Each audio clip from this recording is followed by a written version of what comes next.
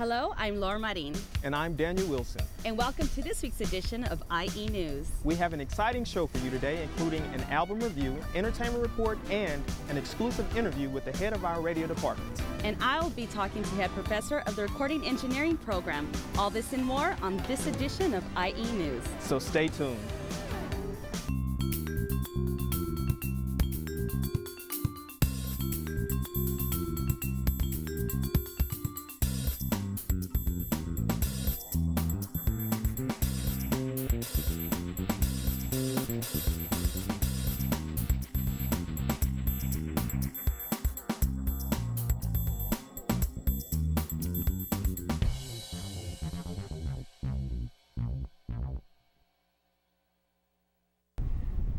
And now for some campus news. If you are considering adopting a new family pet, there are many bunnies at LAC in need of a loving home. Volunteers and supplies are needed. Please call Donna Prindle at 562-938-4356 or email her at dprindle@lbcc.edu for more information on helping the LBCC rabbits. The Long Beach City College Foundation Library and Learning Resources Associates invite you to meet Heidi Duro, author of the award-winning novel The Girl Who Fell from the Sky, on Friday, March 11th at 3 p.m. This event is free to students with a valid ID, but to the general public, admission is $15. If you know of a Long Beach City College alumni who has achieved success in their career and civic endeavors, please consider nominating them for the Hall of Fame. Nominations are being accepted until March 25th, 2011. If you have any questions, please contact the Alumni Office at 562-938-4203. And now let's go to Anthony Carrera, who's an associate professor in the theater, dance, and film department, who's here to talk about his latest production.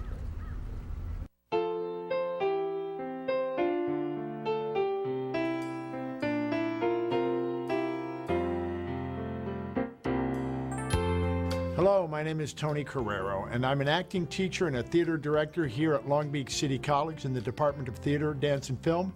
And I'm here to talk to you about our latest upcoming play production of the classic Greek tragedy, Medea. Now, when I first decided to take on this 2,000-year-old Greek tragedy, I was concerned about how I would find a way to make this accessible to a modern audience, how to make it hopefully entertaining to a modern audience. I got a lot of help from a modern translation that I really think is terrific, but I also took the idea and I moved it into the United States of America in 1950. Sort of the themes that always come across with Medea. The first thought is a classic Greek tragedy, a revenge tragedy. But there's a lot of other themes that are very important in this play. The way men treat women, what happens to us when we make promises and then break them. And finally, how one culture treats another culture. These are all themes and topics in the play that I think are very pertinent to issues in America in the 1950s as well as now. I also don't know that I would have tackled this play if I didn't have a couple of actors that I really thought could handle these very demanding roles. I have a wonderful actress playing Medea, a wonderful actor playing Jason, and a supporting cast that I couldn't be more proud of. We open up the show on Thursday, February 24th at 8 p.m. We run for 2 weekends. It's Thursday, Friday, Saturday night, 8 p.m. with a Sunday matinee at 2 p.m. And we close March 6th at 2 p.m. So I really hope you'll come out and join us, see the great work that our students are doing here at Long Beach City College, and see what I think will truly be an inspiring and, if not, hopefully a very entertaining production of the classic Greek tragedy, Medea. Come on out.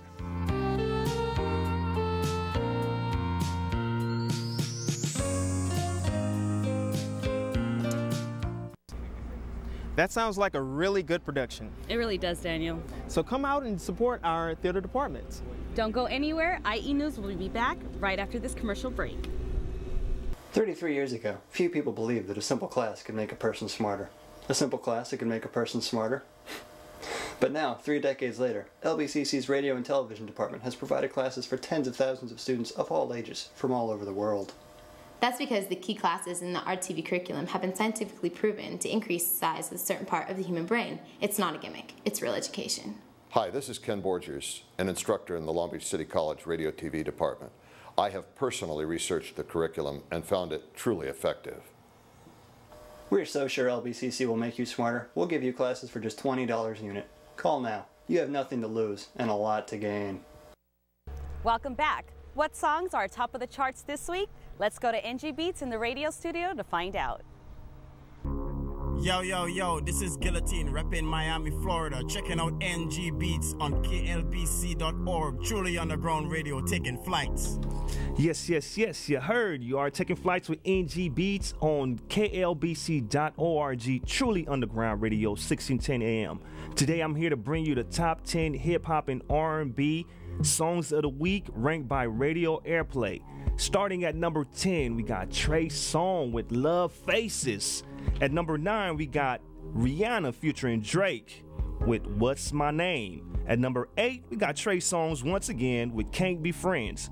At number 7, Rick Ross featuring Drake and Chrisette Michele with Aston Martin Music. At number 6, we got Wiz Khalifa with Black and Yellow.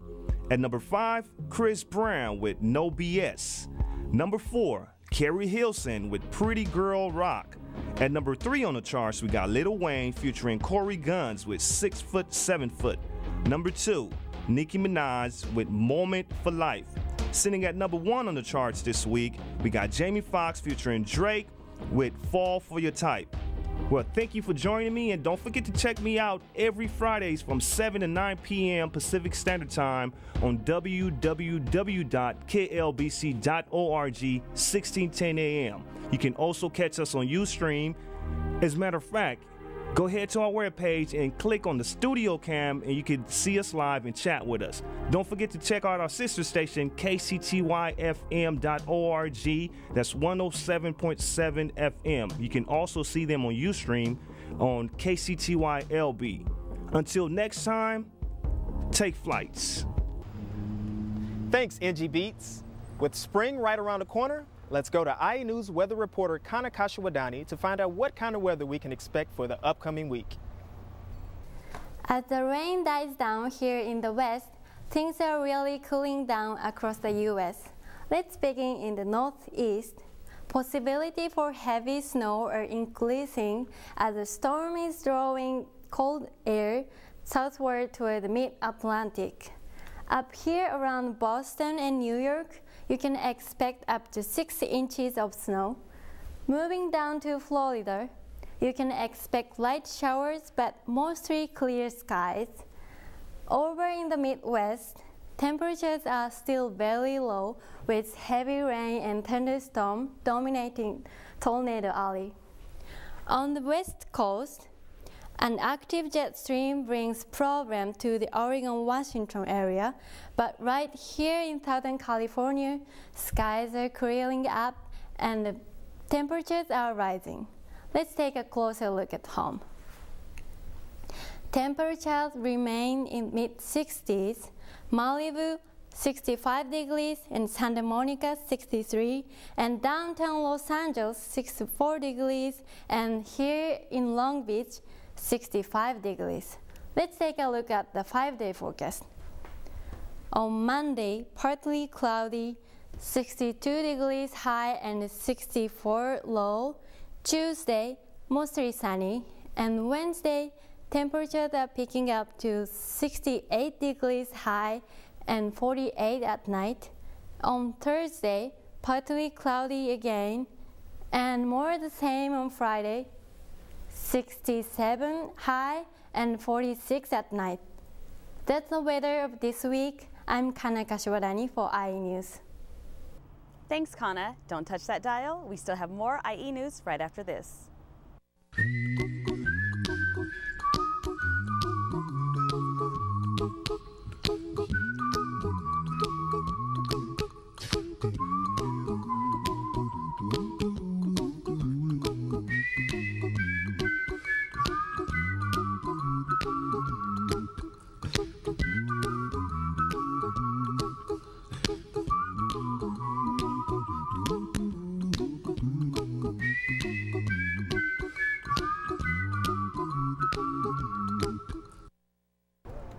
Welcome back. Glitz, glamour, scandal, and more on this week's Entertainment Report. Let's go to Fariel Khan in the studio to get the inside scoop. Hi, welcome to this week's Entertainment Report. The 53rd Annual Grammy Awards aired on February 13th, and it was full of surprises. Lady Gaga was paraded down the red carpet in an egg She didn't stop for anyone because she was too busy incubating. Gaga finally revealed herself during her performance of Born This Way, donning prosthetic horns on her shoulders. In a later interview, Lady Gaga told Ryan Seacrest that she was in the egg for about 72 hours before her performance, getting into character. The show also featured power duos that included Drake and Rihanna, Justin Bieber and Jaden Smith, and Eminem and Dr. Dre. Later that night, Lady Antebellum took home a huge win with Record of the Year and Song of the Year. Esperanza Spalding surprised everyone by winning Best New Artist, beating out Justin Bieber and Drake. Album of the Year went to Arcade Fire for their album The Suburbs, beating out Eminem and Lady Gaga.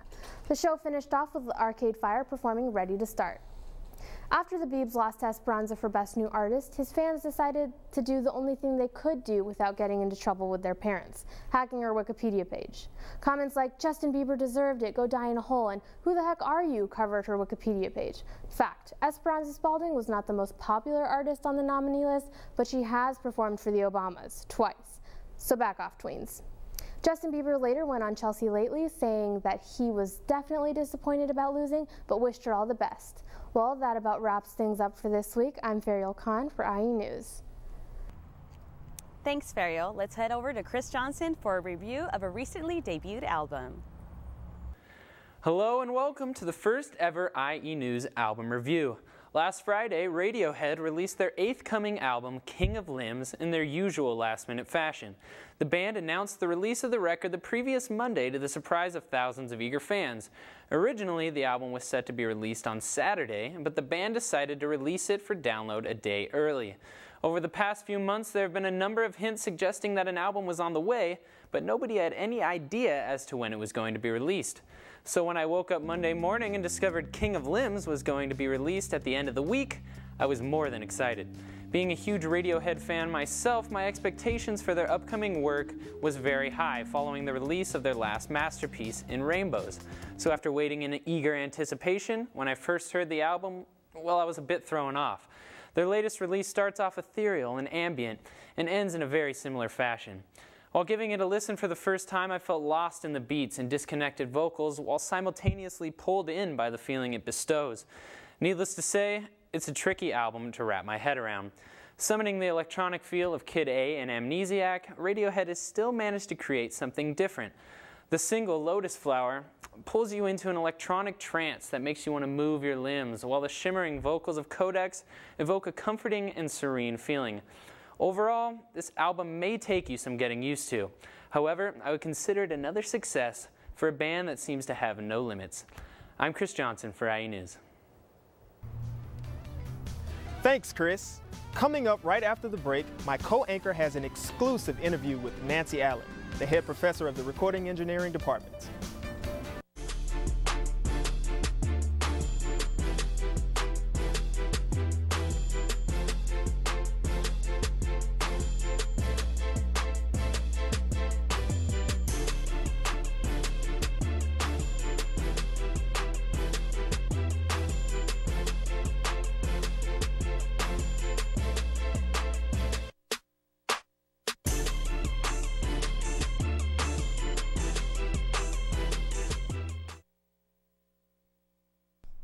Welcome back to I.E.News, and join with me today, we have a special treat for you, is the always vibrant and animated Nancy Allen, Professor of Commercial Music and Recording Engineering here at Long Beach City College. Nancy, thank you for joining me today. How you doing, Laura?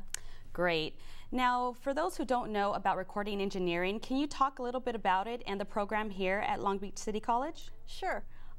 Recording engineering is nothing more than everything that you hear everywhere that's been recorded, whether it's television, film, sound, a band, sound on a cruise ship. Everything that you hear that's been recorded, game audio, is what we do here and teach our students to do here at City. Cruise ships, that's pretty interesting. Can you talk a little bit more about that? Sure. As a sound engineer, you have to be able to work in whatever arena the work comes in, and I've definitely had some students that are working on cruise ships.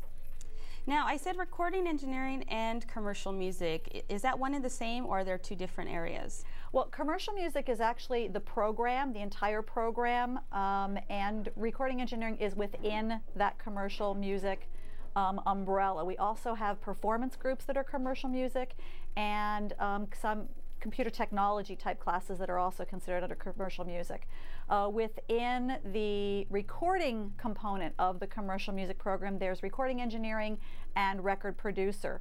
Soon we'll also have a live sound major as well as a Pro Tools major, and Pro Tools is the main digital audio software that's used within the industry. Now, how long has this particular program been around?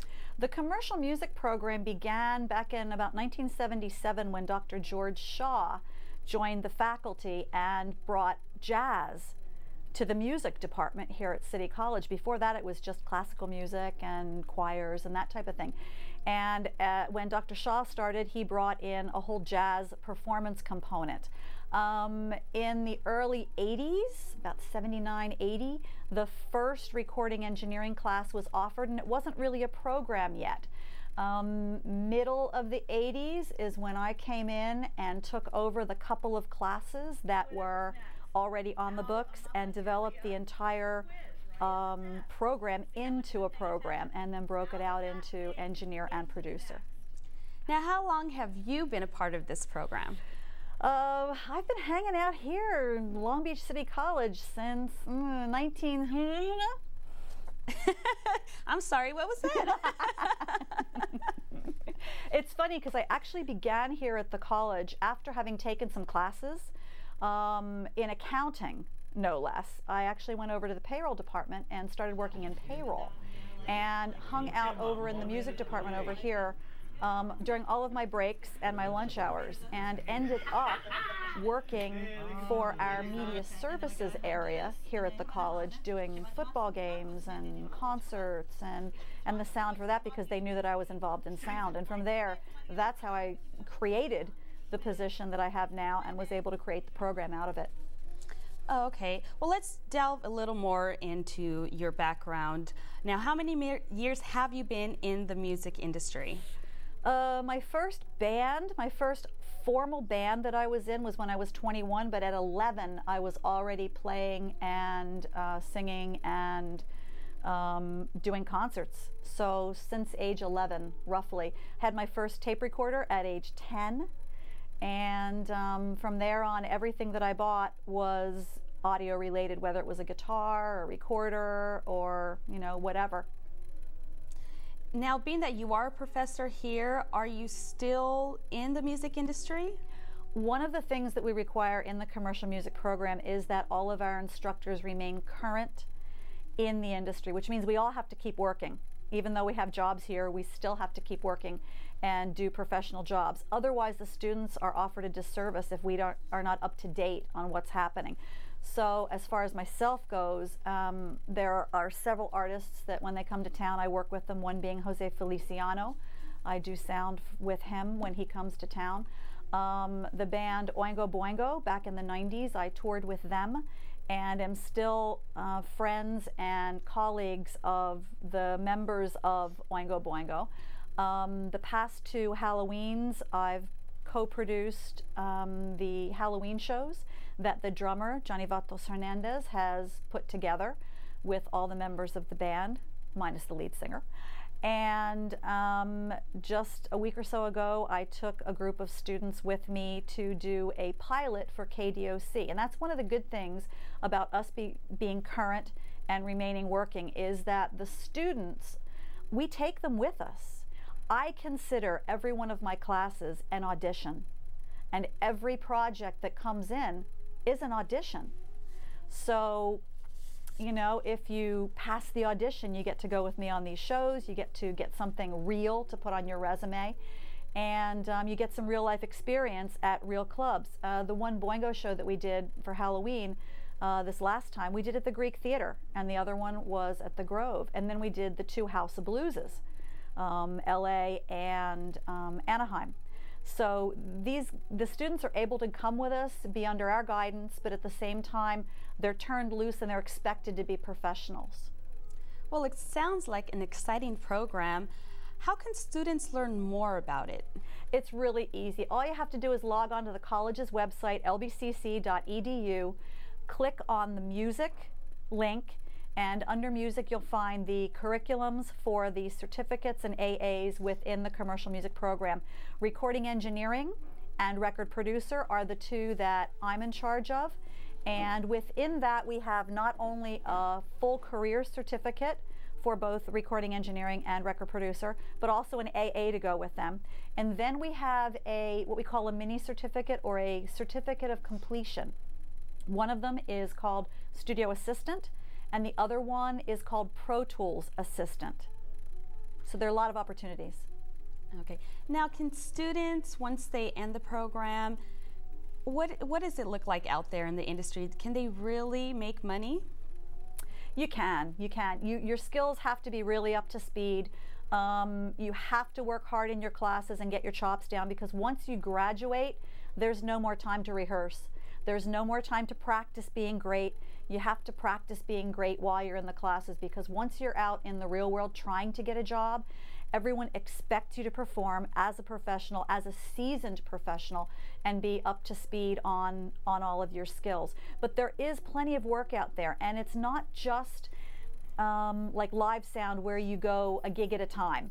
But you can get into a post-production house where you have a 9-to-5 job. So those people that don't like working nights and all kinds of, hours and weekends and holidays, you can actually get a 9-to-5 kind of a job, whether you're doing TV audio or post-production for film. Obviously, if you don't want to be at home and you don't want a home and you don't want a car, you can always go work on a cruise ship, as some of my students have done, and then you're at sea traveling the world for 8 months a year and doing everything from setting up the lounge act to fixing a satellite uplink as you're cruising into the Mediterranean. So there are a ton of opportunities out there, but you have to be up to speed on your skills. Well, that sounds like a great gig. Now, are there any internship opportunities? Absolutely. Everything that we do, we offer internships and try to follow through with that. Again, the gigs that you work with us will be something that you can put on your resume and something that you can have, as a backup. Okay. Well, once again, thank you so much, Nancy.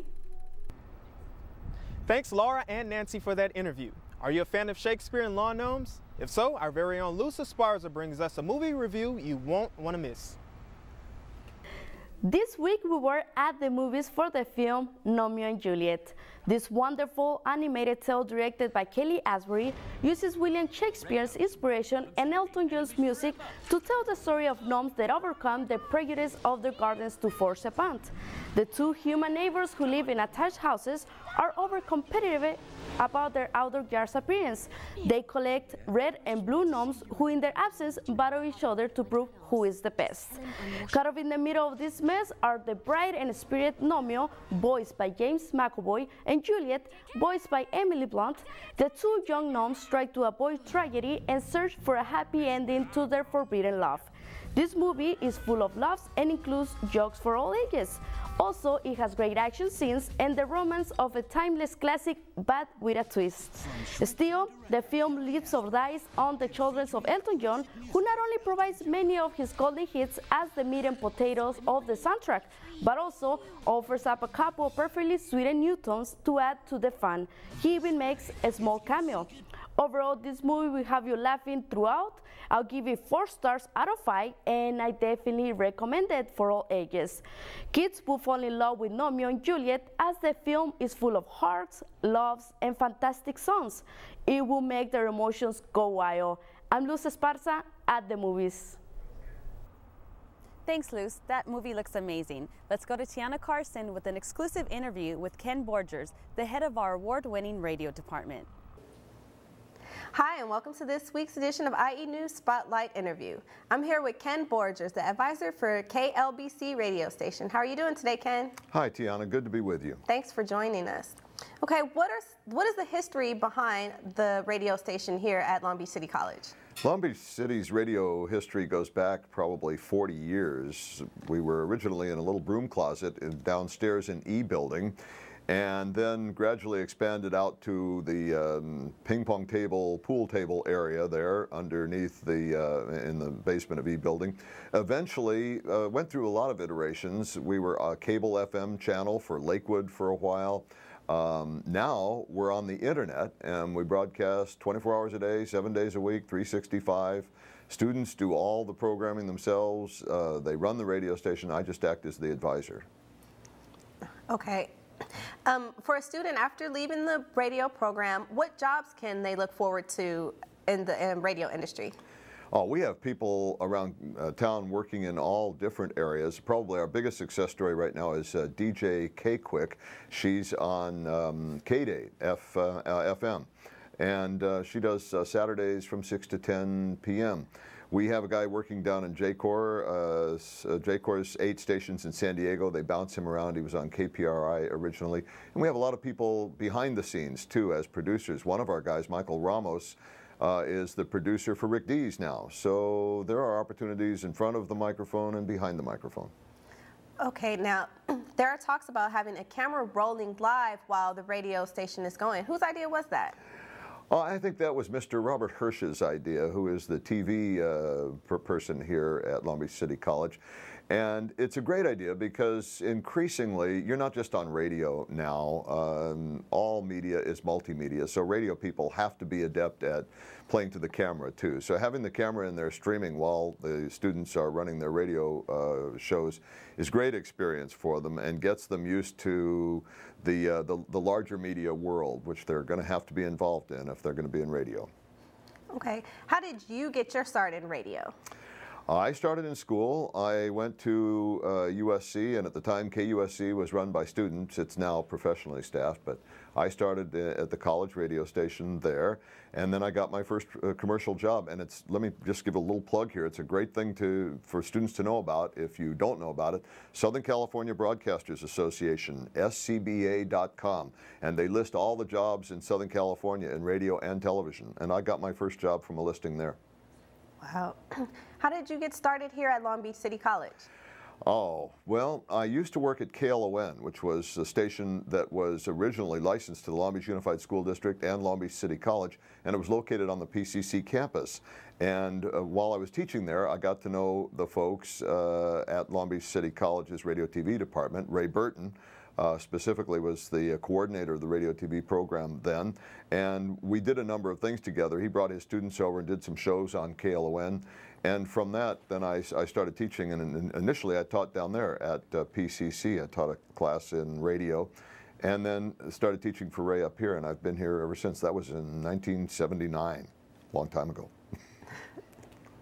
Well, I'm told you have a great story about hiring your sister at KLON. Would you tell us about that? My sister Helen is the afternoon drive time person on KLON now. It's now KKJZ. It's the commercial jazz station, the non-commercial jazz station at Cal State Long Beach. Helen has been there as the afternoon host for 30 years. She's the best known female jazz person in radio. But this was, going back 30 years, I was working at KLON as the program director at that time, and the person who was doing a vocal jazz program got sick. It was really one of those stories that you hear about, and I had to ask Helen to come in as a volunteer and do the membership. This was before computers, and Helen was running the membership for the radio station on 5x8 cards. She was typing, and suddenly I got this call that the vocal jazz person wasn't going to make it 10 minutes before the show, and I said, Helen, can you go in and do a vocal jazz program? Well, Helen was a big jazz fan from the time she was young. She was a huge fan of Ella Fitzgerald. So I put her in the studio, and I spent about 5 minutes showing her how the equipment worked, and she subbed as the host of that show, and she never looked back. She took that show over and became the host of the weekly show. From there, worked into a daily show, and she's now, like I said, the best-known female jazz personality in America. It's really a great story. Where can students find more information, students that are interested in the radio program? Okay, go to klbc.org. That's our website. 938-4800 is the number of the radio station. That's area code 562-938-4800. Or come on, just stop by G Building, G139, where KLBC is located, and talk to the students in there. Be happy to have you come in and take a tour. Mr. Burgers, thank you so much for your time. We really appreciate your help. Thank you, Tiana. Right, that was our Spotlight interview for the week. I'm Tiana Carson, I.E. News. Thanks for watching. I'm Laura Marin. I'm Daniel Wilson. See you next time.